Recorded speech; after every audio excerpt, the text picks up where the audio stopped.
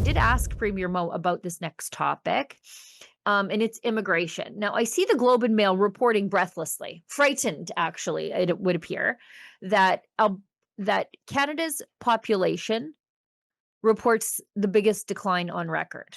Now, you would think, oh, did they have some sort of mass casualty event where an entire city died off? No. Are people fleeing the country because this is a terrible place to live? No, but I wouldn't be surprised if some people said that. What's the problem is that the people who are not supposed to be here are finally not being allowed to stay. So Canada, and it's not some big, huge catastrophic drop. This is like the size of a smallish prairie city, like a Red Deer's worth of people. Fell by 76,000 over the third quarter, the largest decline this country has seen in records dating back to the 1940s as a result of major policy changes to curb immigration. So a lot of this is people who are not supposed to remain in the country are not having their ability to stay in the country renewed, whether that is through becoming a temporary foreign worker or through being a foreign student to this country. A lot of those terms are coming to an end and then they're not being renewed. This is not like people are dying or people are fleeing to the United States, although I wouldn't blame them if they did that. This is just people who are not supposed to be here anymore, not being here anymore. Mhm. So I don't know. It's a good thing, but I see the people being hysterical online about it. Like, this is a catastrophic event for the Canadian economy. I don't know. Let's look at the youth unemployment numbers in about 90 days, and then we'll have this conversation one more time. And also, people need to realize that it's not everybody who is actually working.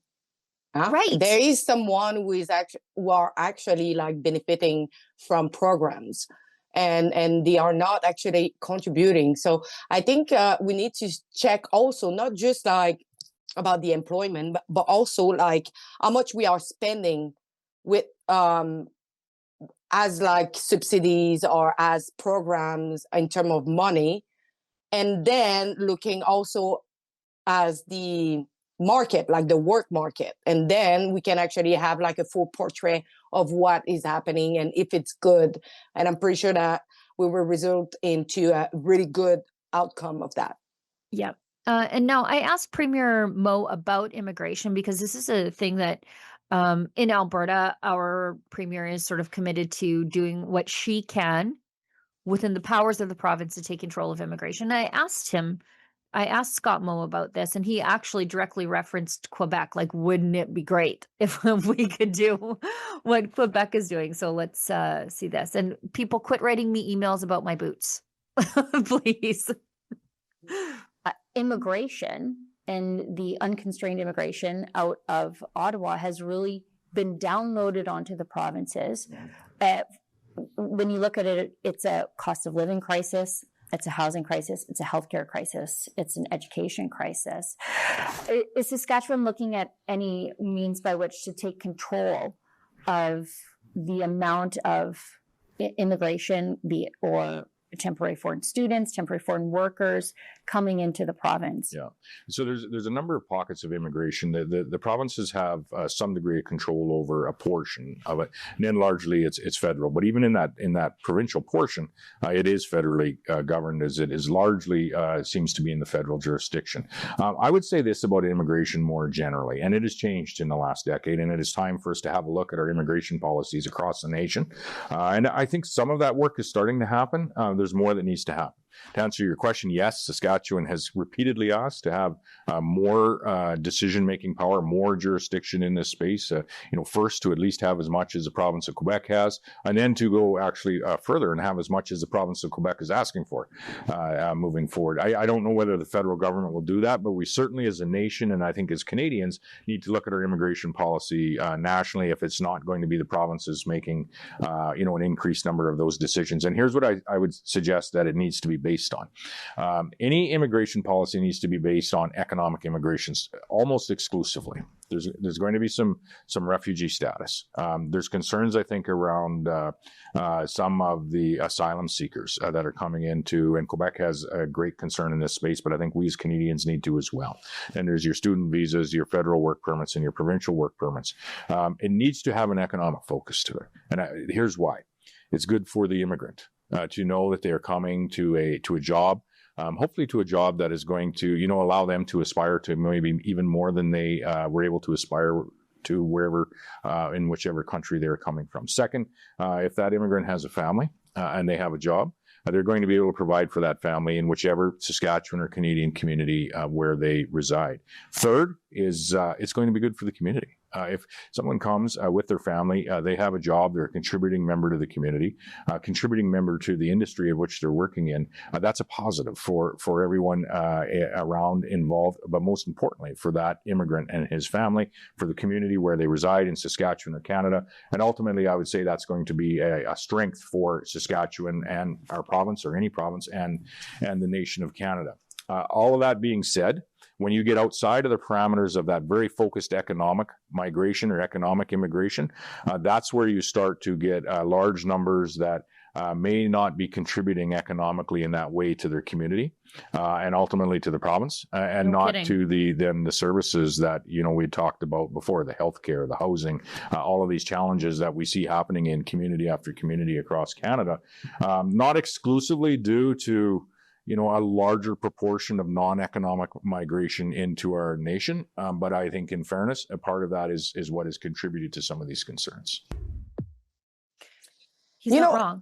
He's talking a lot about Quebec, okay? Why we got those, I would say, privilege. It's after the referendum in 1995, Quebec asked for a lot of different privilege because they saw that it was a real deal that Quebec almost separated. So it was kind of a tool that Quebec used against Ottawa for having more privilege. But the thing is, after they got that privilege, they got the privilege to choose the majority of the newcomer that was coming in Quebec. Right. But they choose to give more importance about the language than about the culture, the values, and the culture.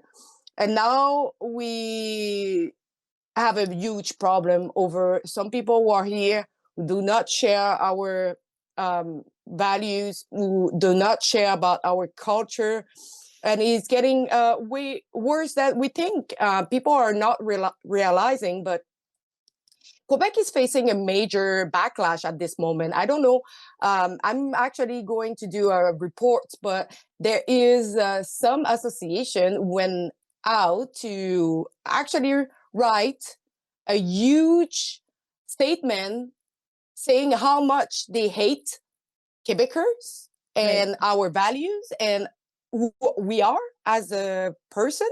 Out you go. Get out then. Goodbye. But the thing is, it was one person, but there were so many people agreeing with that person on the publication. So it's a reality, and we are seeing it. And also, the thing is, we are now in Quebec, but some people don't feel anymore in their own province. I feel that way when I go to Toronto. Oh yeah. I'm like, are we? We're not in the same country, are we? I mean, and also Quebec, regardless of legal immigration, you guys were hit really hard with illegal migration, crossing the border, and then you just have to deal with all of that. And the best you can do is ask the feds for a little extra money to help you, and that's just not good enough, especially in a place that wants to preserve its culture. You like the hat? Me too. Same strong message about making Canada great again, but in a really cool color, black and gold. There's other colors available, and it's an all Canadian site. So if you want to signal your tribe or trigger a Liberal, go to mcgahats.ca today.